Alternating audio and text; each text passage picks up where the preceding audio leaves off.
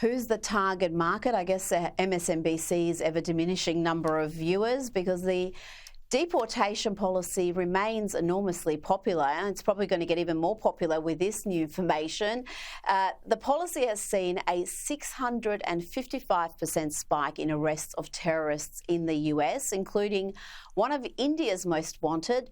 New Homeland Security data obtained by the New York Post shows the Trump administration's mass deportation raids have nabbed more than 200 known or suspected terrorists since January, including the man accused of masterminding a grenade attack in India, who has ties to a US-designated terrorist organisation in Pakistan. Josh, these cases do not get much media attention, not like the Maryland dad, but the deportation plan remains popular with Americans, particularly Trump voters.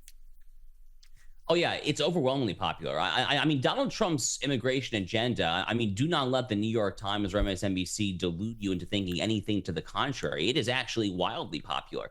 The national polling reflects this, by the way. I mean, let's take Donald Trump's maybe signature campaign promise, which is to deport all of the illegal aliens here.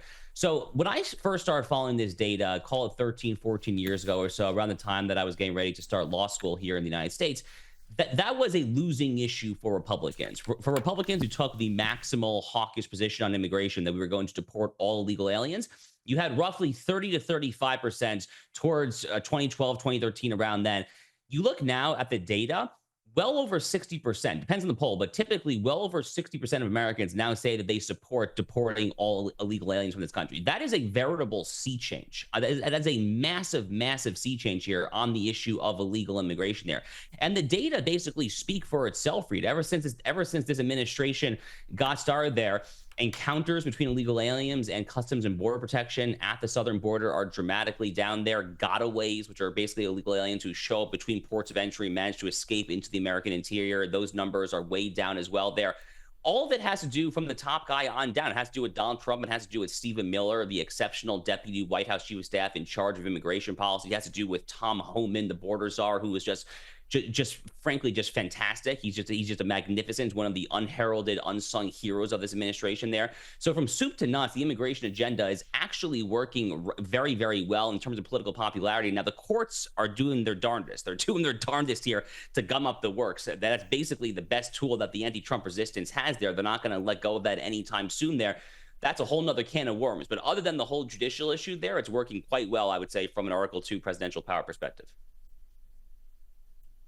Now, the tariff wars are continuing there and continuing to impact the stock market. Donald Trump has indicated today that he is going to reduce the tariffs on China ultimately.